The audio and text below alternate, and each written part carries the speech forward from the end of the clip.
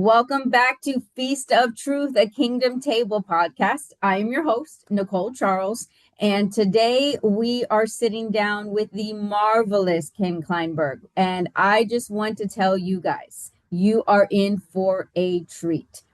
Ken is a published author. He is a sought after speaker and the founder and CEO of Mastery Weight Loss. And truthfully, not going into so much detail because I don't want to ruin everything, but when you want to see what happens when you truly walk the walk, not just talk the talk, he is going to teach all of his tricks and trades. So, Ken, welcome to the table. And it is all yours. So tell us a little bit about your journey and how you came to be what you are today. And that's exactly what I'm going to do. So I'm going to start all the way back to the beginning. I'm going to share all the parts of my story. I'm even going to be sharing my screen for a few of these little things. And yeah, I'm going to be packing not only my story, the launch of my brand and company, why I have such a passion for what I do. And then I've developed out a little bit of a surprise for the listeners today where I've pulled certain key sections right out of my mini educational boot camp, and I'll be kind of like covering some of those things today to kind of give you a taste of what the industry out there is really like and the real truth around it. And again, this is just going to be a taste of what I overall teach. I don't want to come on here and be a big giant fire hose, but Yes. that's always a temptation of mine, because when I get locked in on this stuff, Yes. I can go for hours. And this Yes. is why I developed my mini educational boot camp, which I'll be talking about a little later. So Perfect. with that, let's just dive right in. So my journey literally begins roughly 13, 14 years ago. I'm a really short dude. I'm 5 foot. And back then I was weighing in at 188.5 pounds, heaviest weight of my life. Now, again, some listeners might think, well, that doesn't sound like a lot, but you got to think of that in the context of being short. Right. So my belly was so big I could barely bend down and tie my shoes. It was awkward to get down there. Every time I went to a business event or a conference where I had to dress up in like a business suit or, something that looked, business kind of like, I always had to wear my pants unbuttoned, and I always had to work to have the belt hide that because I was very self-conscious. Oh no, what if somebody saw, my Right. pants unbuttoned? What would they think? All of that. I was very self-conscious. I was very insecure about the way I looked, so much so every time I walked in front of something that gave me a reflection, it didn't even have to be a mirror. All I would see in that reflection was fat dude. I never saw me. Yeah. So I mean, one thing after another, I was getting winded at simple tasks. There just was so much that started stacking on top of each other. Now, the precipice moment, the icing on the cake, the I've had enough, I need to do something moment was when I had a little bit of a scare event that happened in my life. I started to develop high blood pressure, number one. And number two, I started to get pains on my left side next to my heart. Hmm. And that literally scared the crap out of me because I, I bet. I didn't have to go to a doctor to have somebody tell me, look, if you continue down this path you're on, you're going to end up with a heart attack or a stroke. Right. And I was already showing some signs of that, the very, very early signs of that. And so, I mean, smart dude, I didn't need to go to the doctor. So, I mean, I was just like, all right, I got to do something. But here's the thing of it. At that particular time in my life, I really loved my schedule. I loved my lifestyle. I loved all the pieces and the things in Yeah. there, people I hung out with. I loved all of that. And so the whole idea of going on some crazy restrictive diet, following some list, and especially even talking to anybody about it did not appeal to me. I was not in the mindset to have my schedule be disrupted, to have my lifestyle be disrupted. I was not in that mindset. I didn't want any part of that. Plus, I'd been down that road before. A few times I dropped a significant amount of weight, but I was never able to keep it off. Right. And I always ended up gaining it back. And this time I was at the heaviest I've ever been in my life. And so that whole idea just did not appeal to me. Plus, I remember one little fad I went on with a friend of mine that I dropped like 15, 20 pounds in a matter of like 6 weeks. It was a little fad thing that we did together. I lasted 6 weeks. And then after that, I just went binge eating after that because it Yeah. was too much. I was Right. missing like a whole bunch of different things. Now, so how did I begin my journey then? Well, I literally started here. I was determined that I was going to lose the weight, but I was going to do it my way. And I was going to have my cake and eat it too.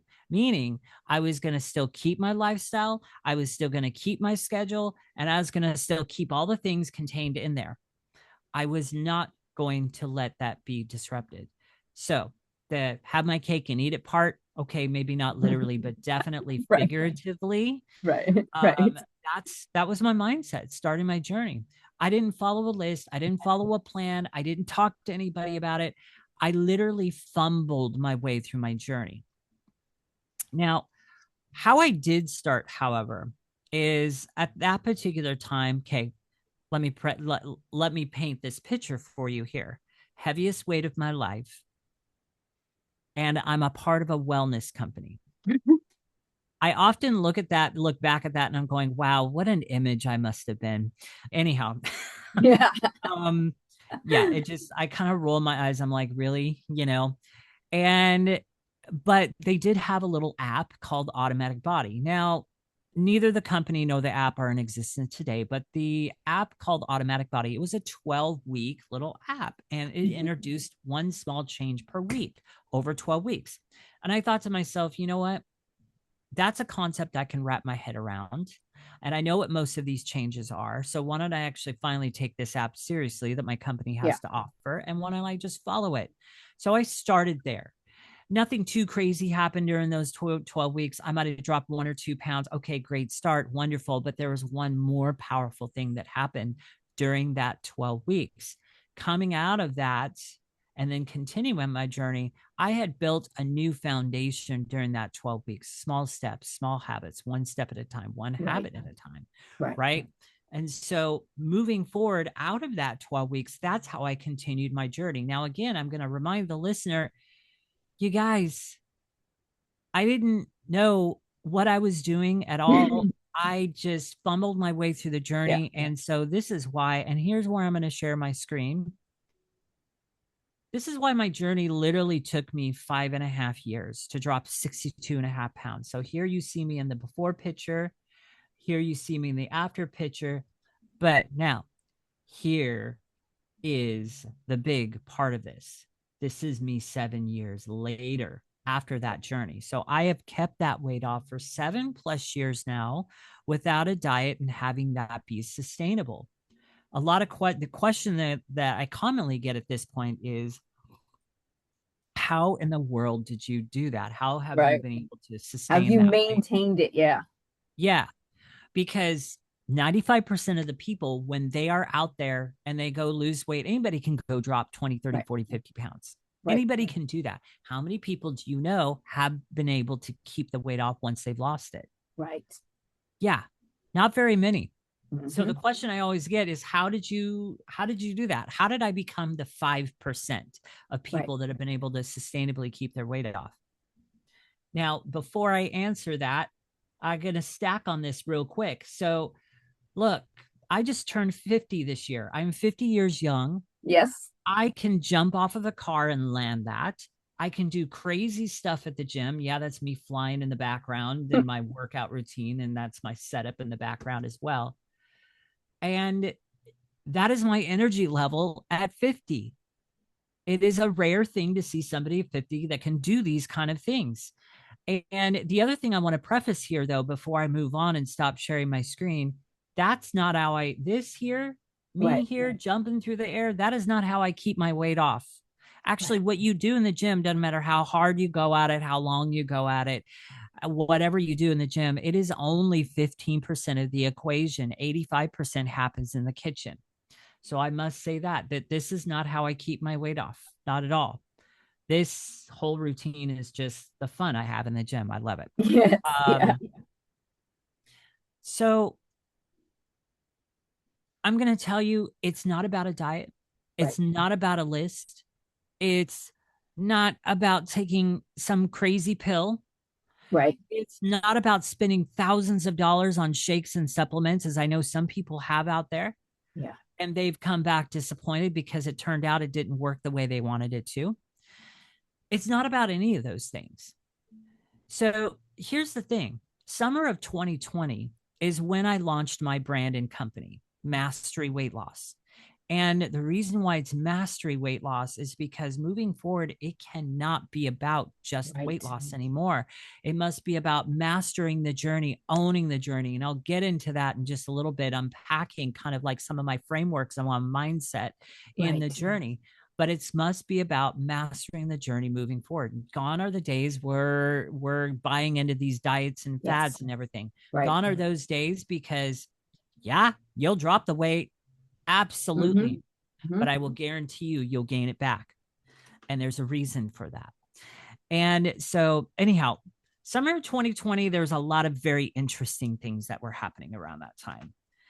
And the way I kind of explain my little journey through that particular time is about probably 2 months into that.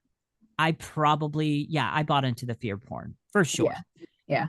And then things just weren't making sense to me. Pieces of the puzzle weren't fitting together for me. And I started questioning a lot of the narrative and a lot of what we were being told. Right. And I could not wrap my head around it. Thankfully, around that time, I had a really good friend of mine that I was able to kind of like throw things off of, and he had the ability to ask me questions and to get me to think critically and logically. And I remember, after I had the initial conversation with this friend of mine, I kind of leaned in and I was like, okay, I want to learn more. And so he actually sent me away with a 3-hour documentary, and it's actually called The Fall of the Cabal, which pretty much red pilled me. So if Yeah. you've ever seen the movie The Matrix, for those of you who have seen the movie The Matrix, you know Yeah. exactly what I mean by that.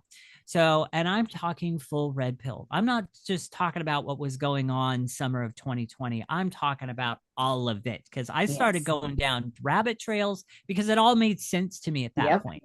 Yep. All of it. I've always been one as a child, and I don't normally share this deep into the story, but I have always been one as a child and even growing up, just questioning the government and yeah, you're being watched and all this other. Right. I Right. always had that gut and instinct Right. that something else was going on, but I Right. never had the pieces of the puzzle. Right. Well, I now had the pieces of the puzzle, so that caused me to do a lot of deep research around everything. Then this is where through the deep research and actually learning how to deep research and finding the things that I gut instinct knew were Right. true Mm-hmm. and the things that were being hidden. So learning that skill, that's a whole nother ball game. But Yes. learning all that is when I finally landed in the health, wellness, and food industry. There is where I really started deep diving down a lot of different trails. And I made a very devastating discovery. We have been lied to and deceived in such a massive and wide scale level. This is part of my niche down of my brand now. It now became my passion to expose the lies and deception of that industry and empower everybody that God brings me with the truth and a foundation that they can now stand on, that they'll never be moved from again. It's one of the guarantees I offer in my boot camp. I will give you a foundation that you can now build on, that Yes. you will never be moved from again. It's kind of like once you see it, you can't unsee it kind of Yep. thing. Yep. Once you know, you cannot unknow. Yeah, exactly. And that's exactly what that boot camp has done. it has built a solid foundation for everybody who has gone through it. I don't care what the industry throws at you after that. Right. I don't care what fad message they come up with. You're not moving, Right. because the veil has been lifted. So Yep. anyhow, that's the launch of my brand, and kind of what I do. About 2.5 years ago, roughly, I really just started leaning in and intentionally asking God, all right, Lord, how do I now make you a part of my brand and company? How do I start weaving your message in there Right. and linking this connection for people? And that's literally when I watched him start to blossom and explode my business. So much so, I now have a global client base. He also, during that time, brought me my current coach and mentor. Her name is Francine Ivy. You can look her up on Facebook, but she's a kingdom entrepreneur. She works with other kingdom entrepreneurs. And she literally, at that time, when she started working with me, helped me package up the hours, months, and years of deep research that I'd done, Right. things that I'd written, videos that I put it out, content that I had done, and package it up into this mini educational boot camp. And in this mini educational boot camp, this is literally where I give away my 3 secrets to help people lose weight, feel energized, and get healthy without dieting or starving. In 3 one-on-one live sessions with me. Yes, they are still live until like I get to the point to where I got to do group training. Right. But so they are live one-on-one. But in these 3 sessions with me, I expose the 3 biggest lies that are keeping people sick, stuck, and overweight, because that's how that industry makes money. Right. And I show them how they can fuel their body God's way and finally break free from that system and keep the weight off for life sustainably. That's what I do at the core. That's actually my flagship program that I offer, because that is the one thing that builds that foundation. So if they want to continue working with me moving forward, they've got a strong foundation to build on. And now I get to help them build that moving forward out of that boot camp. The last thing I'll share around that is something that's really interesting. And I never get tired of sharing this story because I just find it so fascinating. I remember one of the first clients that I brought through that boot camp. I remember on our last session with me, she leaned back in her chair and she's like, now I'm excited to go to the grocery store. Yeah. And it really set me back because I'm like, I don't think I've ever heard those words uttered out of anybody's mouth ever. Nobody says that. I'm excited to go to the grocery store. What? Yeah. No, I hate going to the grocery store, and I know all the things. And the only time I actually do like going to the grocery store is when I'm clipping photos of different things so I can Yeah. use that as content.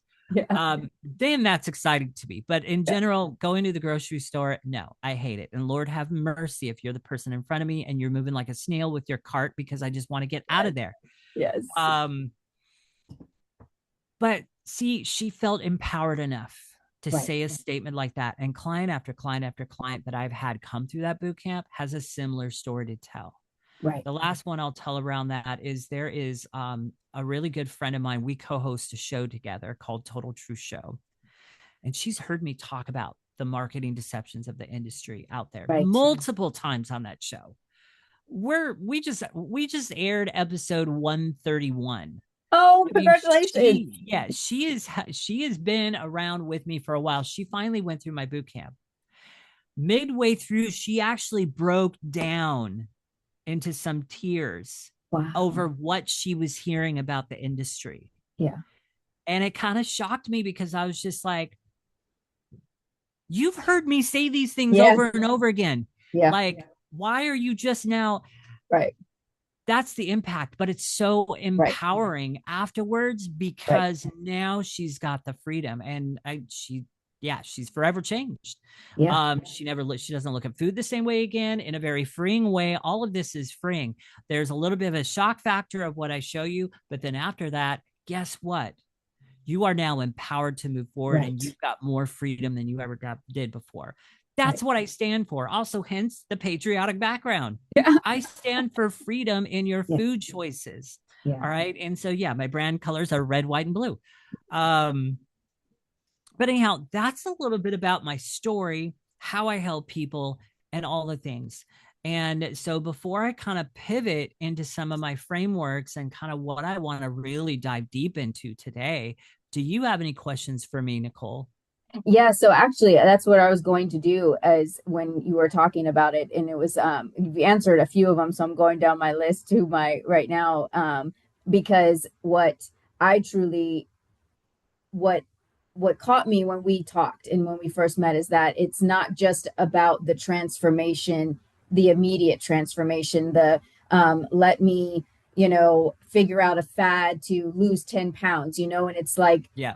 for me, it was like the inner transformation. And so when I call this Feast of Truth, right? And that's where it is, it's like enabling everyone that you come in contact with not to just know, because it's all centered on Christ. And so go a little bit deeper if you can and share about that, because yes, the facts and the truth, but it's like the missing piece, I think. And I loved when you said, when you allowed your testimony to be woven in there, and you're like, God, how do you want me to weave your message in there? And then you're like, boom, it took off. I just because I love seeing how the kingdom is just multiplied, and to be able to like allow the listeners to again feast on your truth, but it's like truthfully to share it all. And so I would love to kind of pivot onto that in a little bit, if you would. Absolutely. So it's really, really funny. This is actually what I'm about to share. This is actually part of my boot camp. So your listeners today Yeah. are going to get a peek into some of the things I cover in my boot camp. And this is not just the only piece that they're going to get a peek of. Yeah. So I love telling this story because when I had the aha moment around this, I Mm-hmm. was like, oh man, I want, because not many people think of it this way. So I'm going to share my screen again. Yes. Um, so now here's the thing. Back in Genesis chapter 3, we see the enemy coming at Adam and Eve with a temptation here. Mm-hmm. But, and this is the first temptation known to mankind. Keep that in mind in Genesis chapter 3. This is where it all started. Mm-hmm. What were Adam and Eve actually tempted with? Besides the, one tree in the garden and everything else, besides all that, let's set all that aside and all the common things that we've been taught around that. What what did the enemy use to tempt Adam and Eve? The fruit. What is the fruit? It's food, right? Right. I find it very interesting that the enemy began from the very beginning of time with tempting with food. Mm. You ever thought of it that way? Nope. Have not. Not many people do. That's Yeah. just another piece of what was actually going on there. He used food. Yeah. Here's the other thing. You got Jesus, and I think it's Matthew chapter 4, where he was in the wilderness fasting for 40 days and 40 Yeah. nights. Now, he came out of that fasting, and the enemy came at him, Satan came at him with three different temptations. What Mm-hmm. was the very first one the enemy started with? Turn these rocks into bread? Are you hungry? Mm-hmm. You got it Mm-hmm. again. Yep. Food. Yep.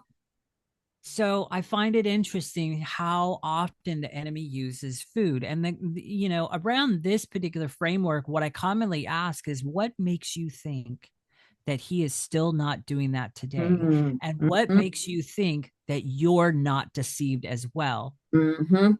Right?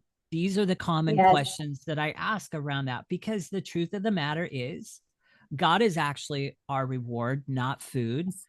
He has taken that and he's twisted food into being our reward. Oh my gosh, it's been such a rough day, but I got through it. So I'm Right. going to reward myself. Right. That might sound really innocent and all, but still watch out, because that Yes. is like the ground that he works on. And then before we know it, we are running to food as our reward, as our thing. God is our comforter. That's another thing. How many Yes. people do you know comfort eats? Yeah. That is true. Very true. Right? Very true. Stressful day, Mm-hmm. things are just going crazy, and you want to come home, you want to have a little comfort food and everything. But isn't that God's job? Isn't he designed to be our comforter? Now, Yes. obviously, I go way deep into all these. You're just kind of getting a little bit of a surface here for Yeah. time. And then God is our joy. Food is not meant to be any of these for us.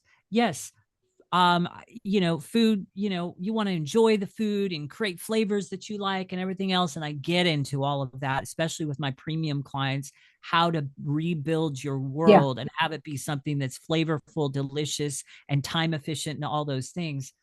Um, and God definitely wants us to enjoy food, but God doesn't want food to take his place. And I Right. think in a lot of areas in our life, food has taken the place of God. For example, you have a bad day. I'm going to stop sharing my screen for a few.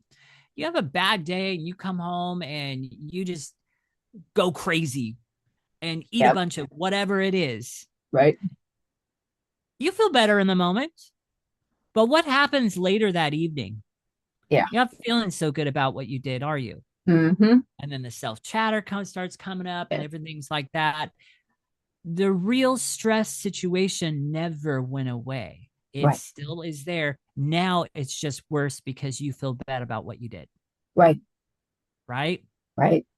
So this is just Absolutely. an example on how the enemy comes in and twists and uses food. And I'm going to tell you, it goes deeper than that. And we're going to get into that as well. Any other questions? Did I answer your question around that? No, you did absolutely because that's the heart too behind what even this, and that's why I was so excited to just chat with you and then to have that, because I think that again, our, his word says my people perish for lack of knowledge, and it's like Yes. you can't know what you don't know, but once you know it you can't unknow it.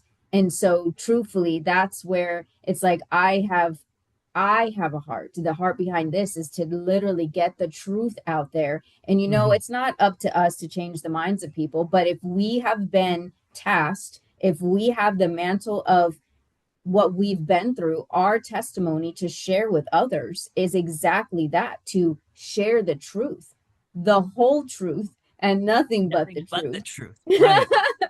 Yes. So that's why I think that you have such a deep message that so many people should hear. And so I am so honored that I get to listen to with everybody else. But that's why I'm excited about your book too. And so I want you to share about that, but then also too to kind of just again like share the what is it, the absolutes that you live by, and it's like Absolutely. So here's where I'm going to start. So I'm going to start talking about a few of the major frameworks around mindset that I yeah, use, yeah, and then we're going to get into the industry. yeah. And I'm going to kind of share just a few pieces about that. So, not the whole kit and caboodle, if you Mm-hmm, will, mm-hmm, but you're going to mm-hmm. get some pieces. And again, a lot of these pieces that I'm pulling is from my boot camp. Because Awesome. again, this is the flagship of what I do. This is the flagship foundation that I give people. Yeah. So this is like you're getting some of the core stuff of what I teach. So I'm going to share my screen again, doing a lot of sharing screens. So I hope Hey, you're that's I, awesome. I That's hope awesome. it's engaging for your audience. And Absolutely. by the Absolutely. way, if anybody watching here, if you see me looking over here, all I'm doing is looking at my secondary screen. So Yes. um and I got that like 2 years ago. And when I got my secondary screen, let me tell you, it was a game changer. It's Um, phenomenal. I Yes. love my second Yes. screen. I'm thinking about getting a third. Oh, nice. Nice. So the only problem is where am I gonna put it? Because it's kind of the space over here is kind of, Your space but is a anyhow. little bit, yeah. So I'm gonna dive right in here to some core mindset principles. One of the very first things that I teach coming right out of the gate. So very first session with me is all things that I teach about mindset. Yeah. And to kind of give your viewers and listeners a taste of all the things I teach about mindset. These are all the things that I teach around mindset. Now, I don't have time to cover all of these Yeah. today. Yeah. Yeah. So we're just going to cover some core. And there's actually a new one that this slide is not showing that's over here that's been recently added. And it basically talks about your mindset around health and food and everything else. And it attacks the person that when life gets crazy or throws a curveball, the person um that tends to neglect their health and food Yeah. choices first Yeah. before anything else in their lifestyle. And I just kind of find that very, very interesting. Yeah. Um, why is that? First of all, that's the very first thing we attack when finances or budget gets a little tight.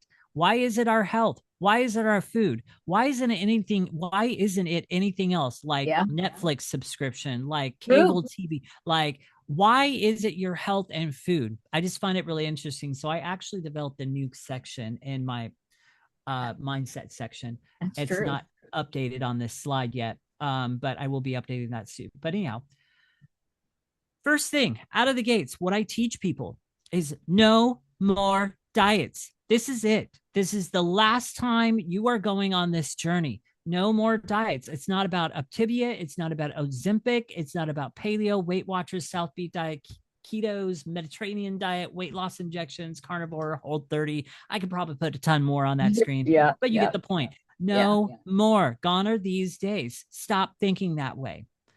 This is what is keeping you stuck. This is what's creating the start, stop, and restart cycle that eventually people come to me with, and they're just like, I don't want to do this anymore.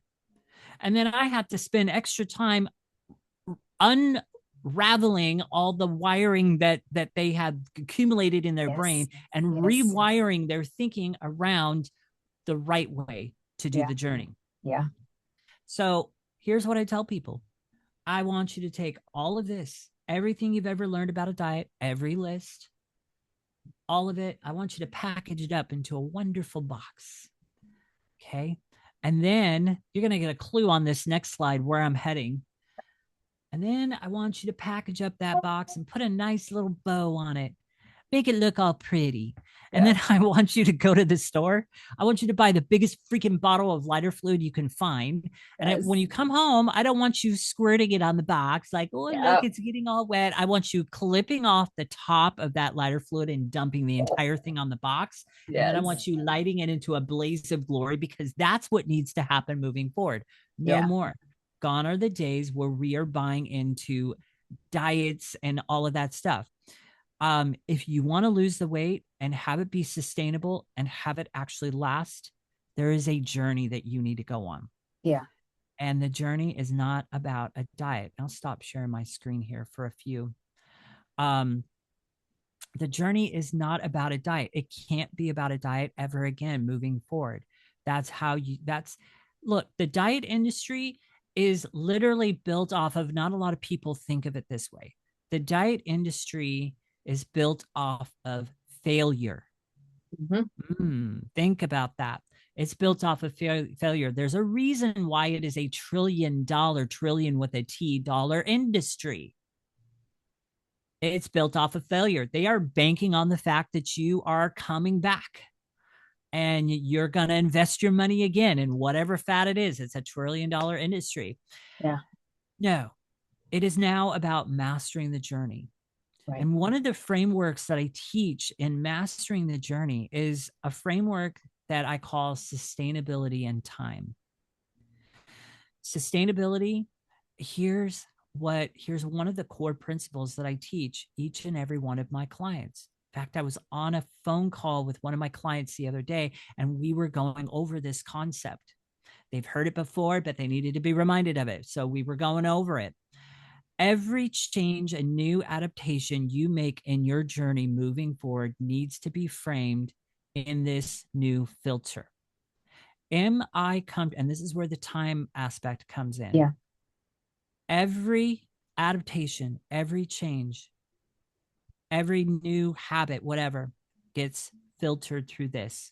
Am I comfortable with these new changes and adaptations Am I comfortable enough with these to sustain this and remain consistent with these for the next year or two?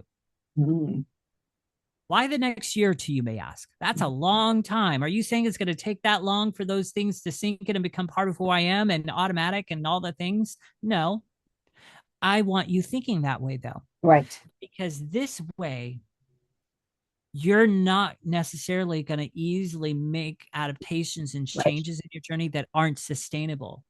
If you're going to hold on to those changes and new habits and things and for the next year or two, they need to be sustainable and they need to be Right.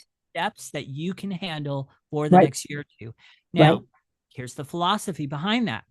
In reality, it's only going to take 3 or 4 months for that new pattern to really sink in and just become part of who you are. It's automatic, it's just what you do.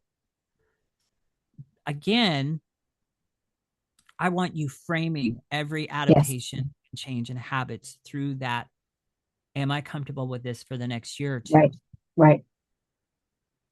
Because that's going to paint an entirely different ball game for you moving forward in your journey. This is one of Yes. the keys that I teach. So people ask me, how in the world did you keep your weight off? How have you been able to sustain that and maintain it? Well, this is part of the key because even though my journey took 5.5 years, and I'm not saying people that work Right. with me is going to take them 5.5 years. No, that's Right. why you hire me as a coach, because you want to Yes. shortcut that. You want all the things that I learned along the way. And that's why Yes. it's not going to be 5.5 years necessarily for you. It Yeah. might be if you've got some interesting things going on inside your body, Yeah. but in general aspect, no. Yeah. So the reason why I've been able to keep my weight off is because every change and every habit that I adapted in my journey had enough time to sink in and become part of who I was. So therefore, when I finally got to my weight goal, it was easy for me to stay there because I had not only changed on the outside, but I Right. changed internally. Right. Things I look at were Yes. different, all the things Right. I had become, which is another framework I teach, becoming, the becoming process. I had become the person to sustain the goal that I had reached. Does that make Right. sense? Absolutely. Absolutely. That's part of the powerful framework that I teach. Now, on surface, it may seem, oh, well, that's, wow, that's a great concept. And it might seem like you can wrap your head around that. But thinking that way and putting that in practice are two Right. different things. That's why people Right. hire me as a coach, because I get to now help them Yes. start to build even that as a new habit in their routine, that Right. way of thinking. It's also like, okay, you picture this person that wants to go and they want to plant this beautiful, vibrant, colored garden, right? Mm-hmm. So they get the lawnmower, they mow over the weeds, and they prep the ground and everything else, and then they plant the garden. What eventually happens over time, though? You see, the person went on a diet and they took the lawnmower and mowed over the weeds. And so eventually the beautiful garden sprouts and all the things. And this represents the person that's lost the weight. And now they look great, they feel great, and everything else. But now life gets to happen. Yes. Curveballs Yes. happen, Yep. everything, finances get tied, whatever it is. Oh, I lost my job. Oh, I'm not making as much as I did. Oh, all of this stuff. Life happens, right? What happens with those weeds? They come back. Mhm. And eventually that beautiful garden, it ain't beautiful anymore. And you've got a mess. Right. And it's worse than Right. what it was before. Right. This represents the person that's now gained the weight back over time. Yeah. So when you go on a diet, that's basically what you've done. You've taken a lawnmower and you've just mowed over the weeds. You have not handled the internal root Right. issues that need to Right. change internally, and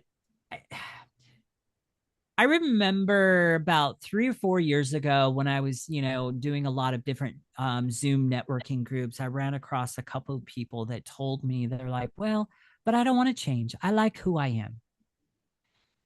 And at the time, it kind of rattled me. And then I started thinking about it. I was just like, then you're not my ideal client. Right. Because if you want real change, Right. you're going to have to change internally. You're Right. going to have to change psychologically and mentally learn to think differently and become that person. Yeah. And so now, if I were to get those same people to come back in my world and they were to repeat that, I would boldly say, then you're not my client, and I would move on. Right. Because I'm not interested in quick fixes. If you're not willing to change, see Right. you later. You're not mine. Right. The other thing that I teach, which is it's also a very crucial framework that I use, is the concept that's called embracing. Now, this one's huge because diets also don't teach this. Diets teach you follow this plan, do this thing, and then Mm-hmm. you lose the weight. And then what happens when you lose the weight? Our normal thing is we kind of relax, we sit back, right? Right. And then Right. life happens, and then guess what? Later on, Yep. you're back to square one, and oftentimes with interest. Worse. Yes. Yep. Yes. Yep. So the embracing process at its core basically teaches that all the challenges in your weight and health journey, the times you even fall off the horse, it can be a whole week that just was a big giant mess. You messed up all over the place with your eating choices. Right. A lot of people, when they're in that state, they go, this is too difficult at this time in my life. So I'm just going to wait a couple weeks down the line Yeah. and I'm going to start back again then. Yep. Classic one is this one. Oh my gosh, the holidays. Oh my gosh, there's no way. There's absolutely no way. I'm just gonna put a Yes. pause and I'm gonna begin again in the new Yep. year, right? Yep. It's always this start and Yep. stop, reset, reset, reset. And Right. then eventually it happens so much, you get to the point to where, I've had people come into my world where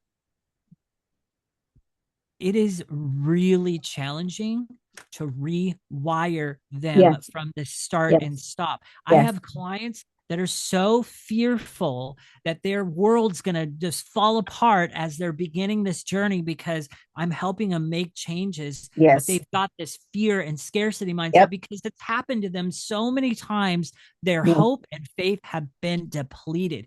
They Yes. are constantly waiting for when everything falls apart again and they have to restart again.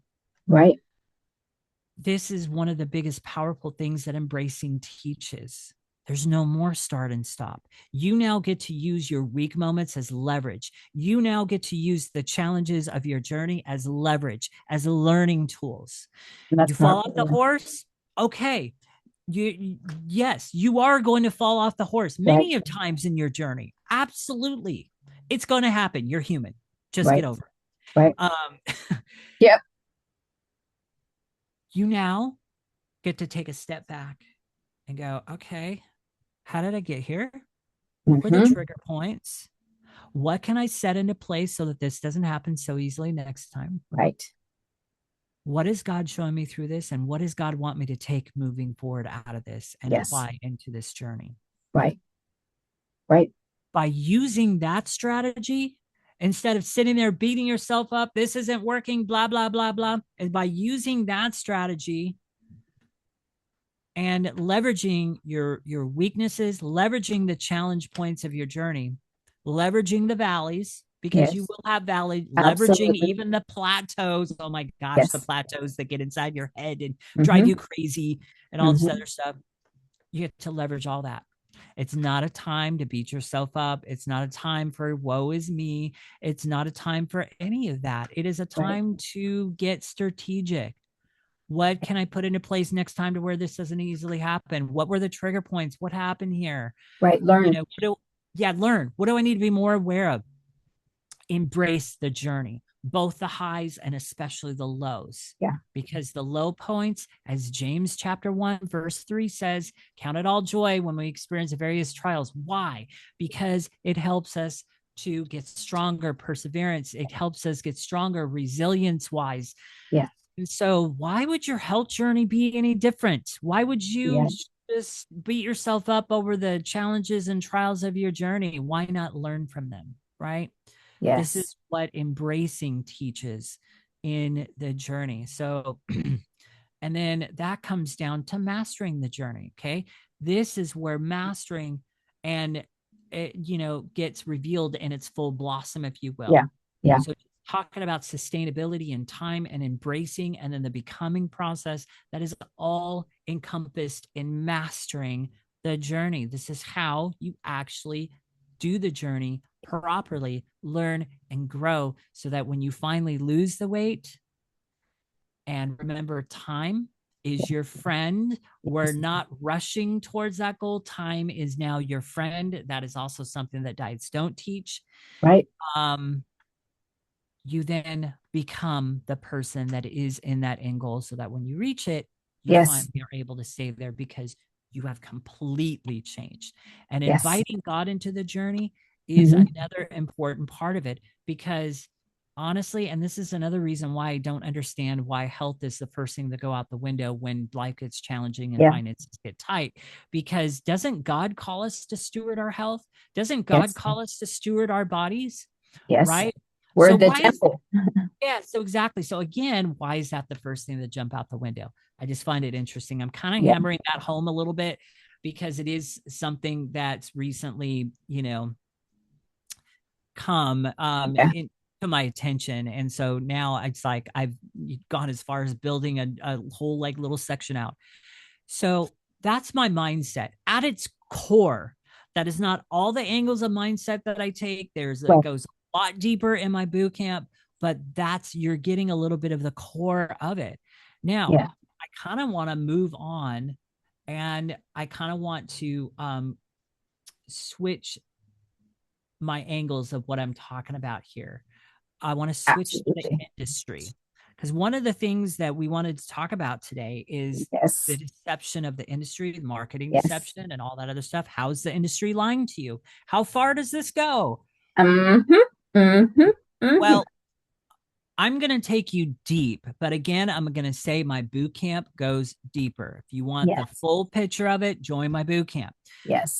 So before I make this little shift here, do you have any questions before Yeah, I me? was gonna say these are going to be little sprinkles, no pun intended, not the ones top of a donut, but these will be little sprinkles of your wisdom. But no, that's why like ending that the it's so imperative to truly, because this foundation though goes with everything in life, right? No Mm-hmm. matter what it is that you're facing, until you change internally, the inside out, all of these are all the circumstances around you, it doesn't matter if you put a band-aid on it, because everywhere you go there you are. And until you change your core and your heart changes, because out of that flows everything in life. And so that's truthfully, to the listeners, that it's like you have got to, whatever it is, this is the core. You look to Christ, who's the core, to change it all. And it's every aspect of our life, whether, it's our health, it's our mind, it's our everything. Don't just stop in one. Don't just say, okay, well, I'm good in that area. It's like, no, as a whole, this is a journey. Our journey here on life, it all on earth, this life, we get one. And so it's like, make it to the fullest, because exactly like you said, we are called to steward what God has given us, our bodies, our finances, everything. And so, anyway, so now here's the sprinkles. So go right ahead. I like how you put it as sprinkles.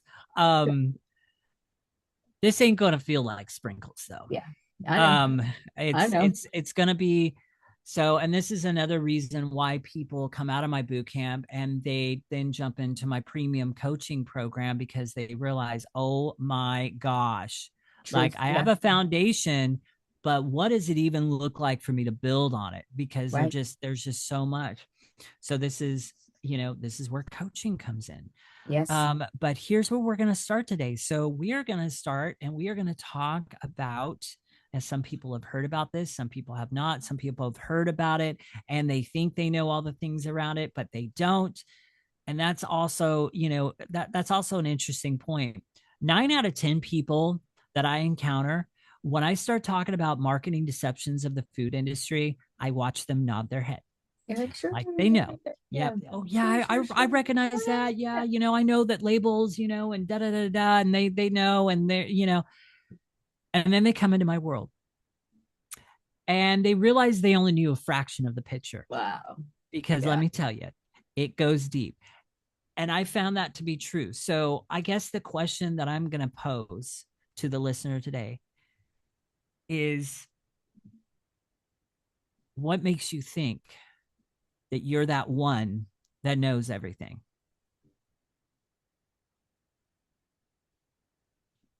So I'll leave that there. I'll Hmm. drop that bomb Well, right there. on that, listeners, right. All right. So here's where we're starting today. We are going to start with seed oils. Now, the thing of it is a lot of people think that they know, about the seed oils and stuff like that. And then they see this chart that I've made and like, I didn't know that that was a part of it. And I didn't know that. So yes, soybean oil, canola oil, sunflower oil, safflower oil, vegetable oil, hydrogenated oil, corn oil, cottonseed oil, refined palm oil, grapeseed, rapeseed, and rice bran oil. These are all known as the deadly seed oils. Why? Because one, they cause chronic inflammation in your body. Number two, they cause severe oxidation to your cholesterol cells. Let me tell you, that's another big topic I talk about in my boot camp, which I will not be unpacking today Yeah. because it's huge. Yeah. But we have been lied to around cholesterol. I will just drop this right here. Cholesterol is something that you should never be thinking about lowering ever. If you want to find out more about what's behind that, join my boot camp.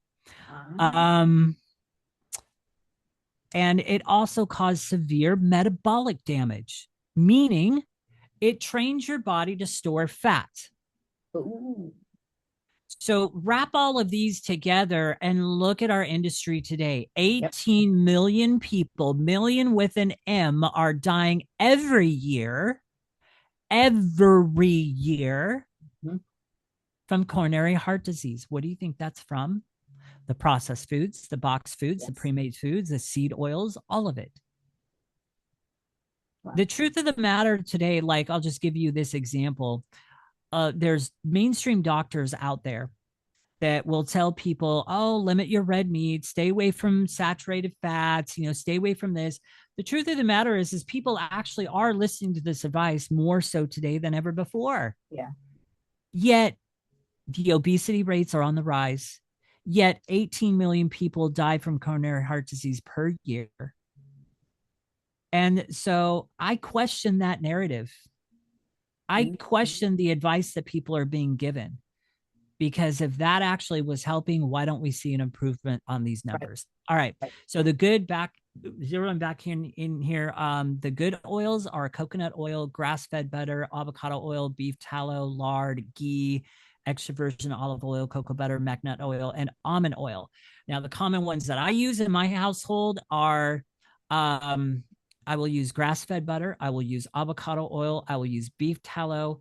I also use bacon grease because it provides great flavor. Now, in saying all that, I don't eat a lot of fried foods. However, Right. I grease my pans, I Yeah. grease my oven pans with these things. It's just better. Okay. At the most, when I have fried foods, it's homemade French fries or it's um home style fries, I think it's called. And I cook the home style fries in bacon grease, and they are just absolutely phenomenal. But here's the other thing that I want to share around these seed oils. And it's a quote from an article that I actually wrote on my website. So if you want to find this article on seed oils, you can go to www.masteryweightloss.com. When you get to my main page, click on the blog portion of the website at the top, and then you'll find other articles I've written plus this one that I'm going to quote from. So brace yourself, because as I'm reading through this is going to kind of feel a little overwhelming. Okay. And again, I'm going to remind the listener and watcher here that I teach one step at a time, one habit at a time, making it sustainable. Yeah. So I do not tell people go clean out your pantry and throw everything away that has seed oils in it. If you want to do that, go for it. Some people are all into that, so go Yeah. for it. But Yeah. I teach them, I give them awareness. But here's the thing, that just naturally starts to happen because Right. once you know this stuff, Right. you're not going to want to consume those things just naturally. Right. So here's the quote: I have found seed oils in all of the following: many boxed items, protein bars, protein powders, believe it or not, yes, protein powders, packaged items, pretty much a lot of the bags of chips, crackers, cake mixes, brownie mixes, batter mixes, cookies, soups, not all the soups, but again, one of the major concepts that I teach in my boot camp is turn the freaking thing over. Learn Yes. to build that habit. Turn the Yeah. freaking thing over. Read it. Sauces, mayonnaise, frozen dinners. Those pre-made frozen dinners often have these seed oils in them. Frozen pizzas, regular pizzas for that matter, just make your own. Yeah. Some dried spices, Oh, wow.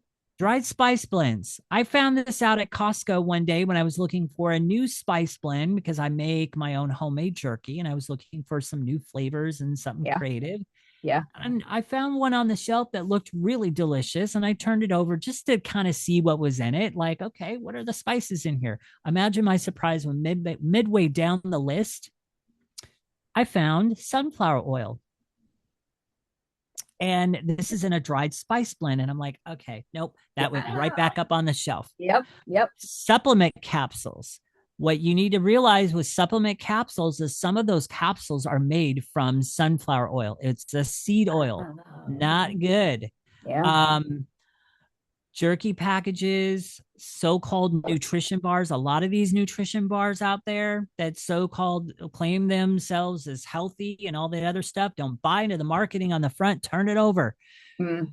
because yeah, they've got seed oils as well as other ingredients in there. And if you really step back and look at the long list of ingredients and you think about it logically and you ask yourself, does this even look like food? You're going to walk away going, no, it doesn't. Yeah. And it doesn't look anything like the front. As far as the ingredient list goes, 95% of all bottled salad dressings. Let me repeat that one. 95% of Wow. all bottled salad dressings have seed oils in them and are seed oil based. Wow. If you have bottled salad dressing in your house, I guarantee you, almost guarantee you, unless you've been wise enough to find and to know how to look for the few that are out there that don't have any. Yeah. Um, but I will almost guarantee you that if you've got bottled salad dressing, you've got seed oils in your house. Wow. Some brands of almond milk, believe it or not, almond milk, seed oils, yes. Some brands of soy milk in general, stay away from all things soy. That's a whole nother thing to unpack. Breads, some cereals, pretty much all donuts. That's a no brainer. Packaged or fresh. Fried chicken, that's another no brainer. Pre-made pastas, some pre-made refried beans, some salsas. I could still go on. Wow. Okay. And here's the other thing, too. It's not just in fried foods when you go out to eat at a restaurant. Sometimes they're cooking your burger patty in seed oils. Sometimes they are cooking your steak in seed oils. That's what they oil the grill with. Yeah. So if you're aware of that, you need to tell them, as I do, I've got an allergy to seed oils. Please cook my steak or burger patty in butter. Oh, okay. Okay. Yeah. Hmm. So before I move on to the next thing that I want to talk about here, do you have any questions? No, but I was honestly, I was like, I wonder if I should go in the fridge. I was like, no, I don't even have any dressing with it. I was like, so for all of those watching, go right ahead at this moment, hit pause and go look yourself. Yeah, exactly. All right. Now we're going to get a little bit deeper. How Okay. much time do I have left? Well, you've got all the time in the world. Okay, I cool. let's just I just want spread to make the sure. truth. Let's go deep. This is feast of truth, not just All snack. right. So we are diving into the deeper end of the pool, and this is kind Mhm. of where it starts to get really interesting. And then towards the last part of what I share here, I'm going to share something that is not widely known that takes us deeper. So again, I'm going to share my screen as we jump into the food industry at its depth. So the bliss point is what I'm going to title this next section of. Big Food has literally spent millions and billions of dollars on scientific research to put the right amount of certain ingredients in their foods to bring you to that perfect bliss point. Not above, not below, the perfect bliss point. This is what makes their foods taste so delicious. This is what hooks you into addiction. These ingredients includes highly processed sugars, industrial processed oils, known as seed oils, MSGs, bioengineered ingredients, GMO ingredients, the so-called natural ingredients, which I love the way they put that there as a blanket statement. Yeah. And the natural ingredients can be a list of literally anywhere from 5,000 items or more. And the list goes on. This leads to overconsumption, which drives sales and profits. Yeah. Big Food, if it is pre-made, if it is in a box, if it is a package, all that stuff, what you need to know about Big Food is they are not going to create something that is in the best interest for your health. The truth of the matter is this industry is built off of profit and control. Yeah, thanks. Plain and simple. Yeah. Regarding this bliss point, why do you think so many people have snacking issues today? Why do you think so many people have emotional eating issues today? It's not necessarily that they're broken. It breaks my heart. There's a lot of people out there that have an emotional eating problem, and they are beating themselves up thinking something is wrong with them. They're the problem, and I could never be free of this. I must just, why can't I ever control myself? And all of this is going on inside their head, and they do not realize that it is an industry that has been bent against them from the beginning. Industry that has created foods literally to bring you to that bliss point. Then what happens is inside your head, it creates new neural pathways that then change your taste bud crave. It changes your taste buds. It changes your cravings. It changes all of that. And then you wonder why you have a snacking issue and your emotional eating. It's because that bliss point reaches the pleasure centers of your brain. Interesting. Very interesting, right? But doesn't it make sense now? Well, yeah, considering that I'm like, and even in myself, I'm like, oh, those donuts, those, okay. Yep. I'm taking notes. Now, see, this is kind of how it happens. This is the breakdown. And then we're going even deeper because there's another deeper part of this bliss point that not a lot of people realize. So, it creates the bliss point here, which leads to more cravings. And it boosts your cortisol, and which then affects your insulin, and then dopamine's in there. And then all of that wears off eventually. And then you crash. And this crash is your system realizing, there's no more left. Okay, we need more. So let's send hunger signals. Mm-hmm. And then what foods are you going after with those hunger signals? The same industry designed foods. Yes. Yep. This is the affinity loop of belief and addiction of what I teach. This is it's not freedom. Does this sound like abundant and youthful, healthy and energetic life that God has meant for you? No, this is the industry system designed by the enemy. Yeah. As far as I believe. Yes. That's their system. Yeah. But I'm not going to read that. This goes deeper. Yeah. Some of your listeners and watchers may be wondering why there's a photo and a slide on the screen talking about cigarettes and tobacco companies. Well, there's a big reason behind that. The food industry and the processed food industry was actually created by the tobacco and cigarette industry. Wow. They also had a big hand in developing the mainstream food pyramid. The cigarette industry back in the 1980s and the 1990s bought up the big food companies and then began to turn our food into a science experiment. Mm-hmm. And with this, I do have an article quote. This is not an article that I wrote. This is an article that's from the sources that I looked up around this. And so here we go. In the 1990s and the 1980s and the 1990s, a seismic shift occurred within the American food industry. one that remains largely unrecognized but has had profound consequences for public health. As cigarette smoking began to decline due to its growing public awareness of its health risks, the major players in the tobacco industry, R.J. Reynolds and Philip Morris, sought new avenues for profitability. These companies, facing a declining market for cigarettes, then turned their attention to a different but equally insidious industry: food. In the 1980s, these cigarette giants began acquiring food companies.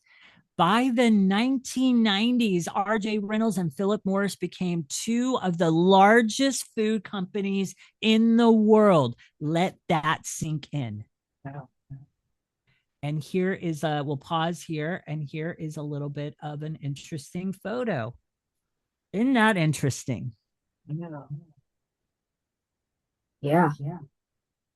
Right? Wow. So continuing on, this transition was not just a matter of diversification. It was a strategic shift in focus. These companies brought with them their expertise in making products addictive, a skill honed through decades of cigarette production, and applied it to food. As cigarette sales declined, the scientists and researchers who once worked um, uh, on making cigarettes more addictive were reassigned to the food sector. Their new mission was to create food products that people would crave and consume in excessive amounts, and this led to the development of mass production of ultra-processed foods designed not for nutrition, but for addiction. End quote. Wow. Right? Wow. It's what they were So, designed for. yes, that's what these foods were designed for, you guys. Crazy. This industry is not going to put out a product that is healthy for you, or it's not going to come up with a system of a way of eating that is in your best health interest. Right. They can't make money off of you that way. Wow. Even as far as the mainstream food pyramid, which is a joke, because here's the thing. And I think, yeah, I'm going to stop sharing my screen. The mainstream food pyramid is a joke, and here's why. A lot of people nowadays know that that's a bunch of bunk. Yeah. And but see, here's the thing. What I often have a question around is, how did we fall into that hook, line, and sinker so easily? Because it doesn't make sense. The whole idea of having 6 to 11 servings of carbs, starches, and all the other stuff that they advertise at the bottom of the food pyramid, Yeah. and limiting our meat and protein consumption to 2 or 3 servings is ludicrous to me. You want to talk about the cause of obesity today? You want to talk about why 18 million people are dying every year from coronary heart disease? It is that food pyramid. And here's the thing. The tobacco and cigarette companies had a hand in developing that food pyramid, because that little bottom section with all the tart starches and cereals Yes. and breads and carbs and everything, guess where that is sending people? Into their industry design system. The mainstream food pyramid had nothing to do with your health, had nothing to do with the better way of eating. It had to do with advertising. It was an advertisement to send you into their system. And of course, again, if you don't know, then you take it as gospel. And if you're not asking questions, if you're not delving deeper into the truth, oh, okay. And then there's those scales. And Yeah. so I'm this is why for me, that's why I'm like, I am so thrilled that everybody else gets to listen to it. But I was like, because even with me, I mean, that's what I'm learning too. I didn't know that about the pyramid at all. You think, right? You Mm-hmm. think that it's put together by the Health and Food Administration, blah, blah, blah. But truth be told, Truth be told, right? mm-hmm. and I'll share this with you. I didn't have this in my notes to share this, but I'm gonna share this. So I do have a photo of that, and I am scrolling over here to find it. Here we go. So let's take a look at this for a minute. Ah, there. Yeah, Right. it was never about your health ever. Wow. High priority on starches, low priority Yeah. on proteins, a recipe for diabetes and all Yeah. mortality diseases not designed for your health, propaganda, mass programming. And here's where the propaganda and mass programming comes in. When they launched this food pyramid and the concept around it, what did we see for those that were old enough? That those who are old enough today to remember that back then and the commercials and what went on TV and everything, what did we see? News leaders started speaking it. Yes. Commercials started advertising it. Yeah. Celebrities even started talking about Yes. it. It was Yes. in our face every single day. Yes. Propaganda, propaganda, mass programming, mass programming. This is how they seed a message into the public when they want to steer the public in a certain direction. And the food pyramid was a perfect example of that. Wow. Now, here, here's what it should look like. This is what I call the mastery food pyramid. All right. Um, that's what it should look like. Notice where carbs are right there at the top. Yep. Yep. Why? Because carbs, so first of all, there is no essential carb. We don't need them. Notice I did not say you can't have them. Right. I said there is no essential carb and we don't need them. Right. However, they are moving forward. They are now a tool for you. You get to strategically use them. Yeah. Because they can be useful, such as maybe you had a really intense workout routine and you need to replenish those energy stores effectively and quickly. Yeah. Carbs are an effective tool for that, but you do not need to pair them with every meal. Your Right. meals now are protein prioritized. So I mean that's just kind of like, yeah, that's Yeah. just in a nutshell there. Um, the other thing that people don't know about carbs is so there's a lot of people out there that are attacking sugar. Mm.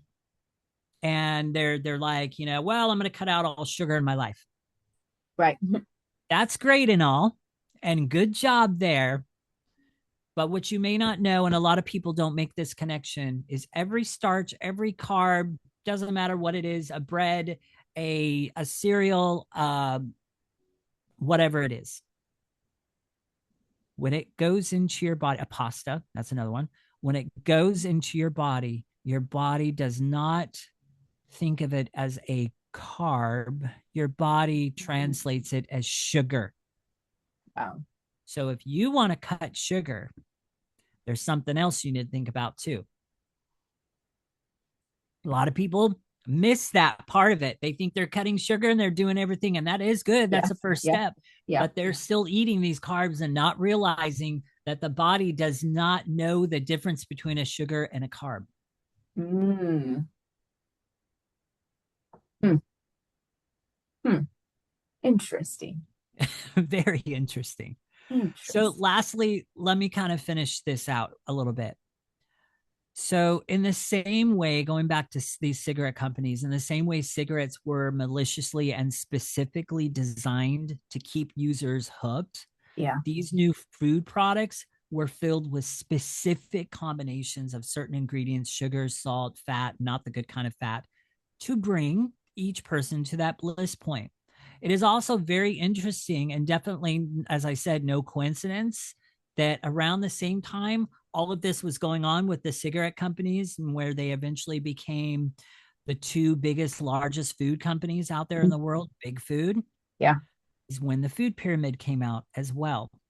So making that connection. So by promoting low fat foods and demonetizing saturated fats and all that stuff, they um they steered the public towards the very products that were engineered to be addictive.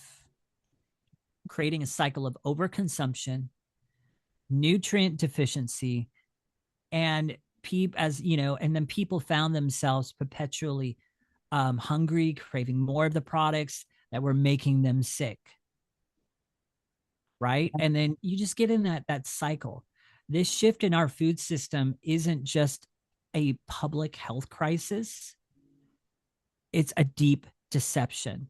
Families are unknowingly feeding their children harmful products, literally believing that they are out there in the grocery store making healthy Yeah. choices for their kids. Yeah. I have had people come through my boot camp that have been devastated, realizing that they're not setting their children up for success at all. Yeah. Um, and by manipulating our foods, these companies have created a cycle of addiction and illness, all while hiding behind deceptive nutritional science. We trust the science.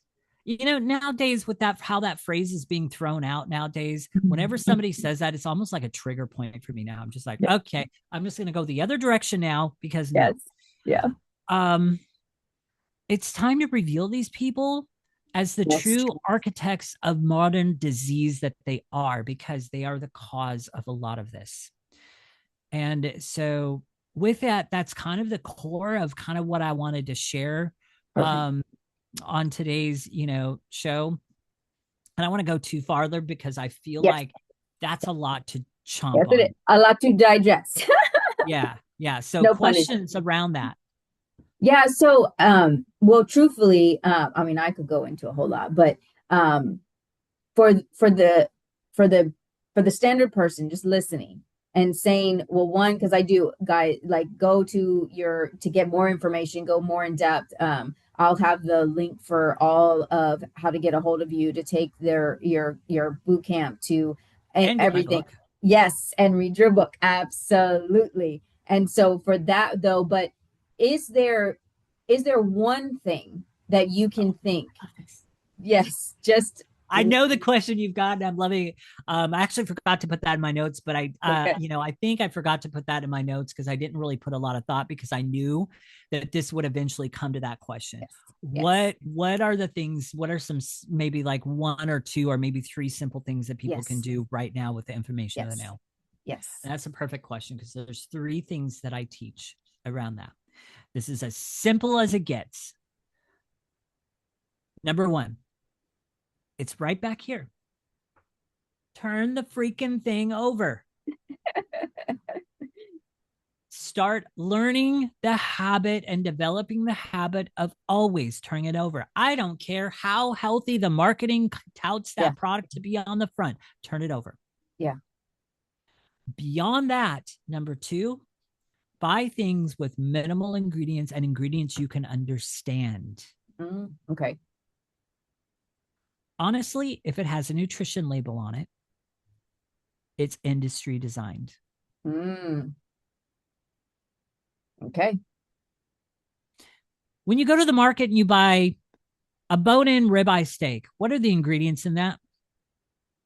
Oh, I don't know. I don't even. I was gonna One. say, yeah. One. Meat. Yeah. There's no nutrition label on it.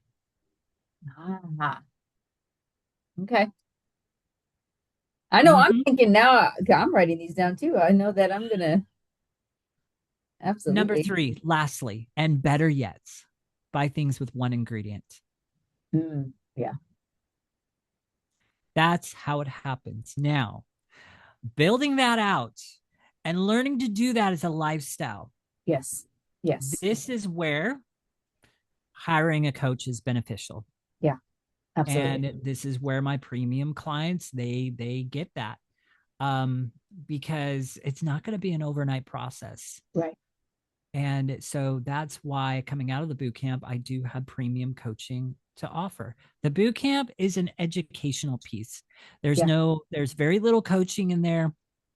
It's not a workout plan. It's not an eating plan. It's educational.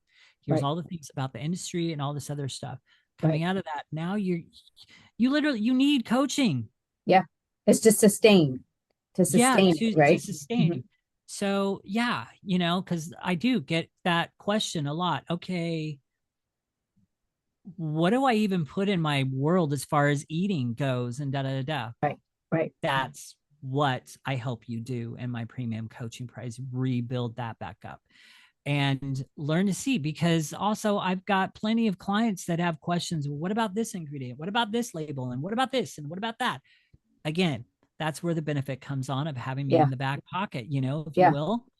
Yeah. So those are your three things moving forward. I can't get it any more simpler than that. Turn the freaking thing over, start learning that habit. I don't buy anything at the store unless I've turned it over and looked.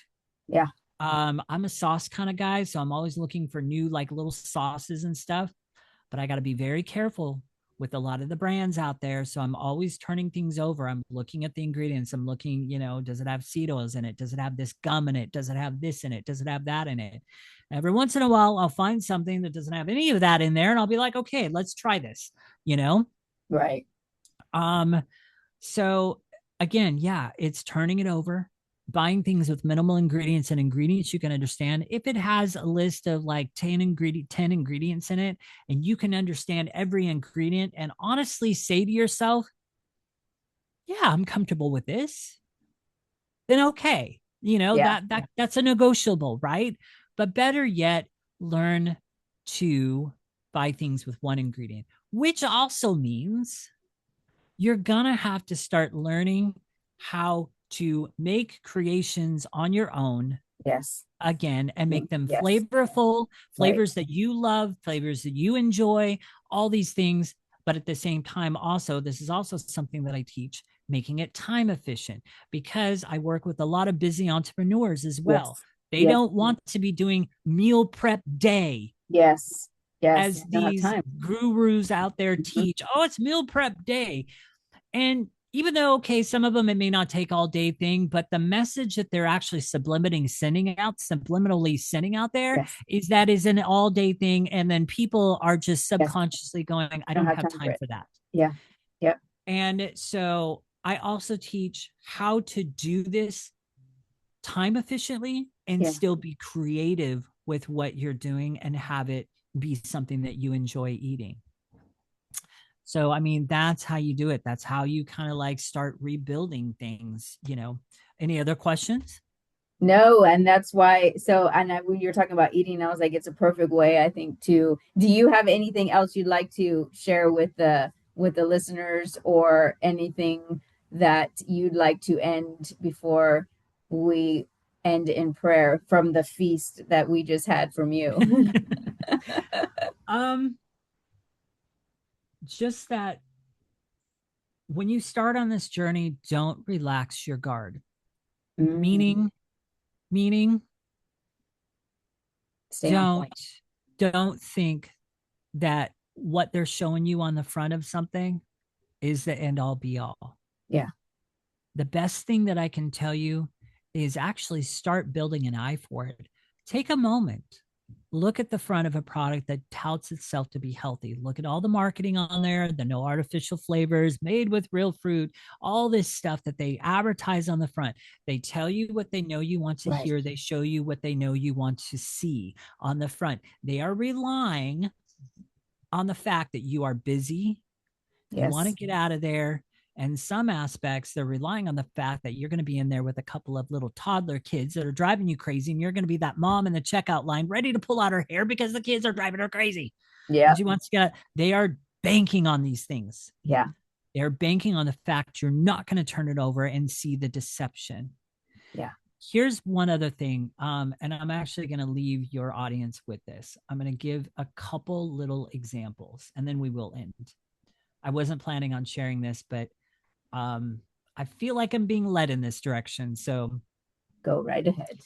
I'm going to actually give you some real live samples of what some of this deception looks like. I don't have time to go into all of this, but this is also, I'm also going to say this is built out into an entire session with me in my boot camp. So there's Ooh. much more to this Yeah.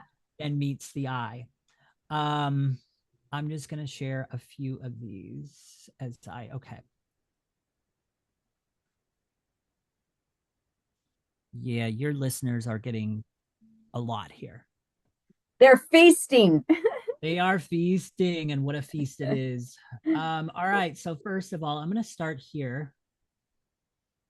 Now, as you're looking at this ingredient list, is your brain just turning off and just kind of like, what the hell is even that? Yeah, that's a lot. That's a lot, right? Yeah. Does that even look like food? Nothing that I'd want to eat really, but Nothing you want to eat. You now we're going to turn it over. You're going to be surprised on what it is. oh, healthy. Look at how now you look at the front of it and the way they make it look. Yeah. Does that match this? No. Wow. Marketing, Wow. Yeah. marketing. This is what they do. The story that I have behind this, and this is where I got the mom with crazy hair ready to pull her hair, is I was in Aldi's. I was in the checkout line, and there was this mom with two kids in front of me. And this was a long checkout line. So we were partially in a food aisle actually at Aldi's. Mm-hmm. And the daughter was sitting in the cart. The little boy was running around outside the cart. The daughter was opening things before the mom had bought them in the cart and everything else. So put yourself in this mom's Yes. shoes.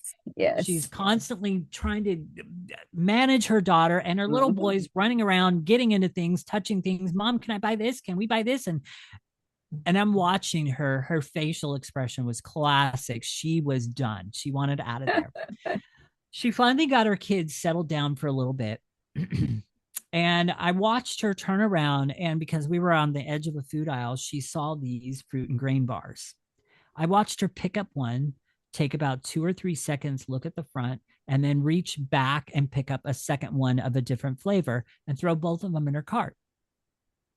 As I was standing there, and this was in the very beginning stages of me developing this boot camp, Mm-hmm. I kind of went, I wonder. So I went over to these fruit and grain bars, picked it up, looked at the marketing, and then Looked turned at it the over back. and looked at the back. And I took a snapshot of both, which is why they're here. Mm. Um, but see, these big food companies, they are relying on the fact you are going to be that mom. Yeah. You're going to see the health, the healthy, and The think you're doing healthy. your kids great, Yeah. but you're not. Here's another example I'll show you. This is classic. When we look at this, our subconscious brain thinks maple syrup, Mm-hmm. right? Right. Let me ask you a question though. Where on the front does it actually say maple syrup? It does not. It does not. Here's the other kicker. Where in this ingredient list is maple syrup? Oh, nowhere. The question is what the heck is this even? I was just gonna say there's a lot of big words. Right? A Yeah. lot of people don't realize this. This is the example of marketing deceptions. That's why it's always important to turn the thing over. Now I'm going to scroll because I'm looking for something else. Here we go. Okay. Now, this is the last example I'm going to give. You're in the grocery store, put yourself in that mom's shoes. Yeah. You got Yeah. two toddlers driving yourself absolute crazy. You walk into the condiment aisle and you see this on the shelf. What are you thinking? Well, for me, I'm like, oh, that's healthy. It's avocado oil. Right. Let me draw your attention to two different things. Number one, notice this width here that's italicized. Mm-hmm. Also notice this little asterisk here. Yes. Okay. Uh-huh. Nobody sees that. You're the mom. You just see avocado made with cage free eggs. Ooh, avocado oil. That's better, isn't it? Yeah. Yeah. Let's look at the truth of the matter. Oh, look, avocado oil, but what does it also have? Canola and Oh, soybean ooh, oil, yeah. modified food starch, which is genetically, yeah, it's genetically engineered, potassium sorbate, ascorbic acid. Both of those are not bad, or I mean, both of those are very bad actually. Um, And then here's your asterisks, made with a blend of oils. They do not tell you that on the front. Ah, This is just as bad as regular mayonnaise. I don't care if it does have avocado oil in it. Just the wow. fact that it has canola and soybean oil makes that avocado oil nil and void because it has Yeah. been tainted. And I'm going to tell Wow. you, canola oil in general, that used to be a machine lubricant that they industrially made to be edible. Doesn't that make your stomach turn? Wow. Well, it's like Coke, right? It eats away literally the battery acid of your car. Like people Yeah. pour Coke on your battery.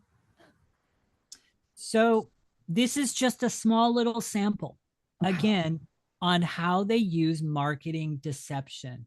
Wow. Again, they show you what they know you want to see. They tell you what they know you want to hear on the Yeah. front. Yeah. So you walk away thinking you're making a good choice. Mm. All right, that's it. Now I'm done No. officially.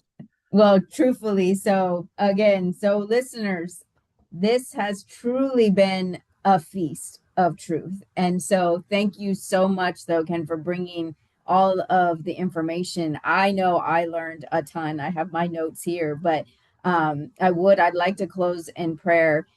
And I'd like to ask, Father God, that those listening, that you open up their hearts, you open up their minds, you open up their ears and their eyes, and that they can absorb this truth. Holy Spirit, that you go forth and that you illuminate what you are saying in this. I thank you so much for Ken. I ask that you bless him, you bless his business, that you open up the windows of heaven and you allow him to spread this truth throughout the airwaves and to everybody that comes in contact with it. And Jesus, thank you so much for all that you've done and all that you do. And I ask this prayer in your precious name. Amen. So, Amen. truthfully, thank you so very much, Ken. I am thrilled. That's it's a lot. It's a lot. So I am so grateful and thank you for going super deep and Mm, thank you for, spreading it out on this table. So thank you so much and I hope you have a blessed evening. thank you. Okay.